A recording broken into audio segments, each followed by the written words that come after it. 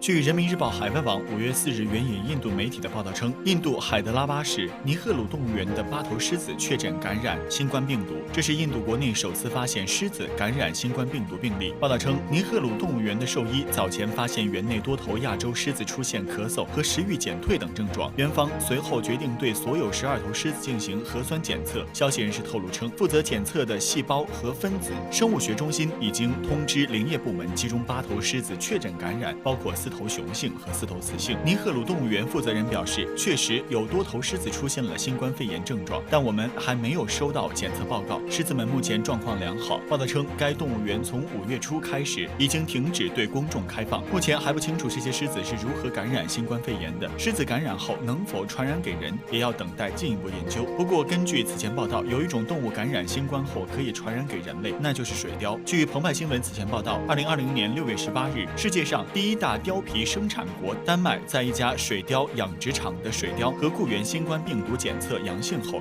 决定扑杀该养殖场的所有水貂。此前，荷兰的13家水貂养殖场也出现同样事件，40万只水貂被扑杀。丹麦兽医和食品管理局表示，北日德兰半岛一个水貂养殖场的多只水貂和1名雇员的新冠病毒检测结果为阳性。在此之后，丹麦决定扑杀该养殖场养殖的所有水貂。在北日德兰半岛的这所养殖场的水貂出现感染新冠病毒的症状后，丹麦相关部门立即隔离了该养殖场。随后的检测结果显示，在被检测的34只水貂中，有33只感染病毒或已经拥有抗体。因此，为了预防疫情进一步扩大，有多达11000只水貂被扑杀。据悉，感染了新冠病毒的水貂可能会出现严重的呼吸困难症状，甚至死亡。